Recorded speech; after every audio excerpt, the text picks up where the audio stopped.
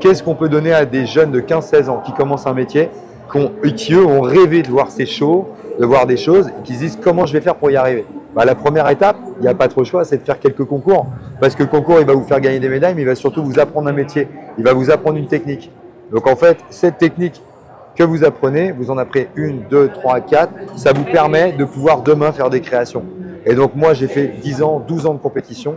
Quand derrière, ils m'ont dit, j'ai gagné 4 fois les championnats du monde, ils m'ont proposé de reprendre cette équipe. Je l'ai repris, ça fait 10 ans que je suis président de l'équipe de France. J'adore ça, j'adore voir les nouvelles générations, j'adore voir comme même nous, il faut qu'on change notre manière de manager cette équipe parce que les jeunes changent, c'est vrai en fait, mais c'est pas forcément dans le négatif, mais plutôt dans le positif très souvent. Est-ce que c'était votre objectif au départ quand vous étiez jeune coiffeur de vous lancer dans la compétition? Est-ce que ça faisait partie pour vous du métier? Quand j'ai commencé, j'ai presque commencé la coiffure pour faire de la compétition. Moi. Donc j'adorais Alors au début je l'ai fait pour gagner des médailles et après je l'ai fait pour apprendre mon métier aussi. Parce qu'en fait on fait des rencontres, on rencontre des gens qui vont nous aider à aller d'un point A à un point B, puis on en rencontre un deuxième, du B au C et après finalement voilà.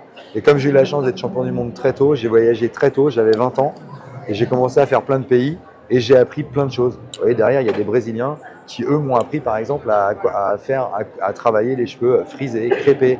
Donc en fait on finit jamais d'apprendre. Il y a énormément de possibilités en fait aujourd'hui, il y a plein de concours qui sont faits, tout le monde fait des concours, il y a des marques qui les font. Ok, mais quelle qualité il faut? Qu'est-ce que vous recherchez chez les jeunes compétiteurs? Moi je recherche rien chez les jeunes compétiteurs. La seule chose que je veux qu'ils aient c'est l'envie et en fait avec l'envie tout peut arriver. Tout peut arriver. On a des entraîneurs qui vont aider, on a des gens qui vont leur donner des compétences en fait. Mais par contre, on ne sera pas là tous les jours le matin pour leur dire il faut t'entraîner, il faut travailler. Il faut un petit peu de Donc c'est l'envie. Non, il n'y a pas besoin de talent. Le talent, il se fabrique en fait. Il n'y a pas besoin de talent.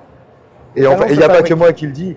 Plein de cuisiniers, plein de grands boulangers, il n'y a pas de talent. Il faut juste avoir l'envie. Et après, c'est des techniques à apprendre et ça se fait tout seul. Et aujourd'hui, les jeunes, ils ont envie?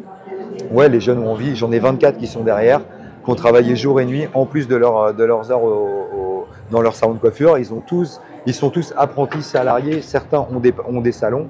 En fait, en plus de leurs clients, ils s'entraînent 4 ou 5 heures par jour.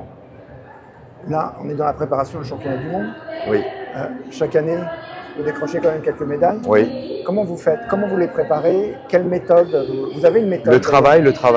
Il n'y a pas d'autre méthode. En fait, là, les championnats du monde, ils finissent ce soir. Dans 3 semaines, on prépare le championnat du monde 2025. En fait, c'est juste avoir les équipes, nous on les entraîne, ils sont là, si eux ont envie de performer, ils seront champions du monde l'année prochaine ou ils seront sur le podium l'année prochaine. Mais est-ce qu'il faut être bon en tout, c'est-à-dire en créativité, en technique On les aide, ça. En fait, on va les aider en création. Avec les entraîneurs, en fait, on fait les designs, on fait les coiffures. S'ils sont bloqués, on les aide. Il y a toute une équipe, il y a tout un staff derrière. Donc on le fait. Ce que vous dites, c'est qu'on soit en CAP, BP, tout le monde peut. Bien sûr, il faut même commencer en CAP. Peut décrocher une médaille. Bien sûr. C'est quand même un parcours du combattant qui est quand même avec plein de difficultés. Tout est possible. Dans le sport, partout, tout est possible. En fait, si on travaille. Au bout de combien de temps? Au bout d'un an. Au bout d'un an. Peut-être au bout d'un an, mais pour certains. Vous savez, on a eu dans nos équipes. Est-ce qu'il faut suivre des techniques particulières? Ah oui, il faut suivre tendances? Ah oui, il faut suivre des techniques. Il faut rentrer en équipe de France Espoir. J'ai une petite l'année dernière, elle est rentrée en équipe de France Espoir. Elle a été championne du monde 9 mois après. Tout est possible. Quelles sont les tendances actuelles qu'il faut suivre? Alors, pour les compétitions, c'est vraiment des tendances spécifiques. Là, on travaille beaucoup sur les ondulations, sur les wavy, qui est en vogue un peu partout dans le monde finalement. Ouais. Et là, ils ont sorti des épreuves comme ça. Donc là, on a eu pour la première fois ce genre d'épreuve. Donc nous, on s'est réinventé pour leur donner, pour leur créer vraiment des belles techniques à faire et des belles réalisations et des belles images d'ondulation et de wave. Émotionnellement, c'est quand même dur. Dans une compétition, il faut tenir. Comment vous les soutenez, vous? Comment vous les On a des coachs physiques et mentaux. On a un coach qui a préparé, qui fait partie de la Fédération française de boxe. Donc vous voyez tout ça. Ça se prépare comme un championnat. Exactement, de boxe. exactement, puisqu'en fait il faut comme tenir un combat. Comme un combat, comme une. Vous savez, il y a un vrai rapport entre les sportifs de haut niveau qui vont faire un 100 mètres en quelques secondes et ceux qui vont avoir des épreuves plus longues, etc. Nous, c'est des épreuves qui sont entre 8 et 25 minutes. Donc en fait, à ce moment-là, il faut tout donner et c'est des coiffures qu'un coiffeur lambda fera en 2 heures. Vous voyez. Donc en fait, c'est l'entraînement. Vous les voyez avant et après. Je les vois pendant 1 an, on les sélectionne. Comment ils ressortent après avoir suivi cet entraînement, cet accompagnement? Ils ressortent heureux parce qu'ils ont vécu une expérience hors du commun.